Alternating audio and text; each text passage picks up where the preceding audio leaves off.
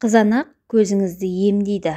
Жаз мезгілінде сүйіп жейтін көкөністердің бірі қызанақтың пайдасы жайлы біліп жүргеніңіз абзал. Қызанақтың құрамында В1, В2, В5, В6 және А, Е, С сияқты дәрумендерге бай. Қызанақты үнемі пайдалана отырып, иммундық жүйені нығайтқаныңыз абзал. Қызанақ жүрек қызметін жақсартып, ас қорытуды реттеп, холестеринді азайтуға болады. Қызанақ қандай ауруларды емдеуге қауқарлы? Экзема сияқты түрлі тері аурулары кезінде күніне қызанақтың кем дегенде біреуін жеу ұсынылады.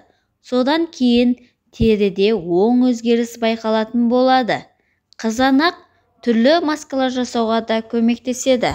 Қышқылдығы төмен гастрит және асқазан жарасы кезінде күнде жаңа піскен қызанақ шырынын тұз қоспай-ақ ішуге болады. Оны күніне 3 рет, жарты стаканнан тамақтан кейін қолдану қажет. Емдеу курсы 2 аптаға созылады. Жаңа піскен қызанақты күнделікті жейтін болсаңыз, күйзеліссіз және нашар көңіл-күйден оңай ғана құтылатын боласыз. Қызанақтың құрамында бақыт гормоны бар. Осы гормон жеткілікті мөлшерде бөлінбеген жағдайда адам күйзеліске күйге тез түседі. Сондықтан қызанақ жүкті әйелдер үшін өте пайдалы. Қызанақ қартаюдың алдын алады.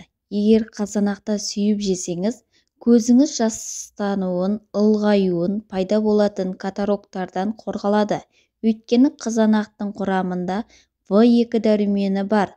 Ал арнайы зерттеу жүргізген мамандар бұл дәруменді қолданатын адамдар көз ауруының осы түрінен зардап шекпейтіндерге көз жеткізген. Қызанақтың құрамында бет-каротиннің көп болуына байланысты қызанақты тағамдарды жиі қолданылатындықтан көздерінің өткірлігімен мақтана алады екен. Күнделікті тағам ретінде қолданып жүрген қызанақтың пайдасы мол екен енді біліп жүресіз. Достар, менің пайдалы кеңестерім сіздерге ұнаған болса, менің каналыма тіркеліп, қоңыраушаны басып, лайк басуды ұмытпаңыздар. Сіздермен бірге болған пайдалы кеңестер бір арнасы.